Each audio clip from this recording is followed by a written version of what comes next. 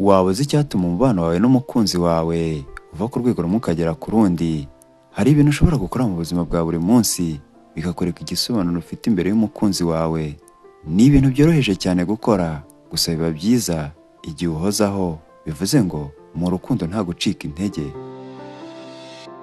Ngubu uburyo butandatu wakomeza mu mubano wanyu maze nawe ugakomera.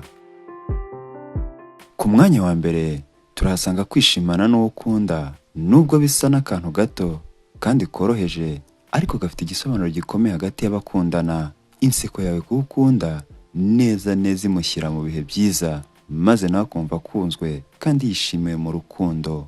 Murabyumva ko umubano wanyu kugira ngo ube mwiza muzabiharanira, hamwe usanga buri umwe yishimiye mugenzi we. Guseka mu gihe uri kumwe n'uwo ukunda ni ingenzi cyane mu kwagura umubano wanyu, ndetse bikaba ikimenyetso cyo kwiyumvanamo ndetse cyane. Ni ahanyu rero.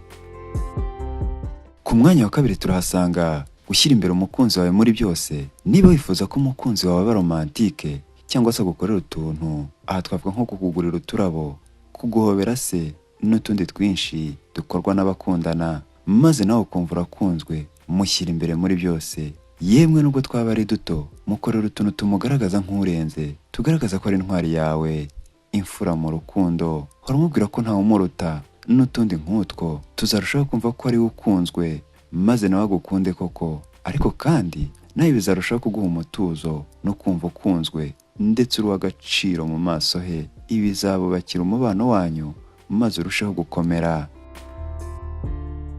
Ku mwanya wa gatatu turahasanga kugerageza guhitamo ibibanezeza mwese. Aha rero mutitaye kuko umubano wanyu uhagaze, hari byinshi wawukoraho bityo ugakomeza gutera imbere. Tekereza ku byo muhuriyeho bikurura amarangamutima yanyu. Aha twavuga nko gutekera hamwe, nabyo biri mu binezeza umugore wawe kandi bikarushaho kuzamura umubano wanyu, maze ukava ku rwego rumwe ukagera aho ushimishije. Gufatanya kwiga gutera irangi se, mwese mukunda gutembera se, mukicara mugakora urutonde rw'aho mwifuza gutemberera ndetse n'ibindi. Ibi bizafasha kuzamura umubano hagati yanyu, maze buri umwe yumva akunzwe kandi ari uw'agaciro imbere y'umukunzi we. Ku mwanya wa kane turasanga kwizerera mu wundi hagati y'abakundana. Ahangaha uzite cyane ku mimerere n'imiterere ye kandi umubwire ko umwizereramo, nawe adashidikanyije cyangwa se ngo ace ku ruhande azakwizera. Mwitoze gutekerezanya neza, bityo intekerezo zanyu zizabatera kubereka ko nta kidashoboka kibaho. Nibyo rwose, ibi ntibivuze ko wakwizera n'ibidakorwa, ariko kandi zirikana ko nta muntu w'umumarayika ubaho, ntawe udakosa. Bimenye ubizirikane, kandi aho kugira ngo ibitarakorwa cyangwa amakosa yakujyane kure hamwe hatari heza, jya wita ku bintu byiza yakoze. Wite ku bihe nibura mwagiranye umunsi umwe, maze bikwibagiza ibi byose ndetse n'aya makosa yose umubonaho. Ahasigaye mwiyubakira umurongo w'urukundo utazira icyasha, ariko kandi cyiza kiganza icyasha. Nibwo muzagera heza mwifuzaho urukundo rwanyu. Ku mwanya wa gatanu turahasanga gutungurana. Birumvikana ko ukunda umukorera byose byiza kandi uzi neza ko bikurura amarangamutima ye. Buriya mutungura umukorera utuntu dusa n'aho ari duto kandi tworoheje. Urugero hano twavuga, niba atorohewe n'umunsi kubera icyo utamutekerera indyo uzi akunda, ya yindi imukururira ibyishimo, cyangwa se ngo umutunguze ka ice cream ukuye muri firigo, kamwe gafite amafu rwose, mbese kamwe gafutse. Niba afite ofisi mu rugo, kuki utaza ngo uyishyire ku murongo, mbese naza asanga itandukanye no ku kazi yiriweho. Ibyo bizamwereka ko ari uw'agaciro mu maso hawe kandi yitaweho. Ahasigaye mwiyubakira umurongo w'urukundo utazira icyasha, ariko kandi icyiza kiganza icyasha. Nibwo muzagera heza mwifuza urukundo rwanyu.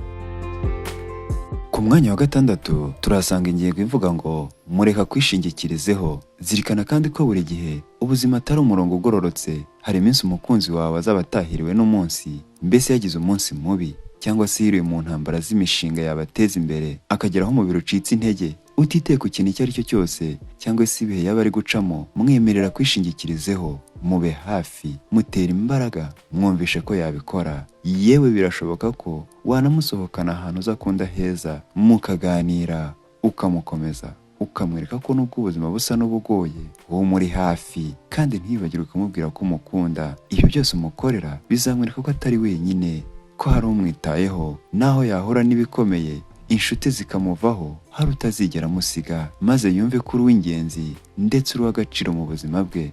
Ahasigaye mwiyubakira umurongo w'urukundo utazira icyasha. Ariko kandi icyiza kiganza icyasha nibwo muzagera heza mwifuzaho urukundo rwanyu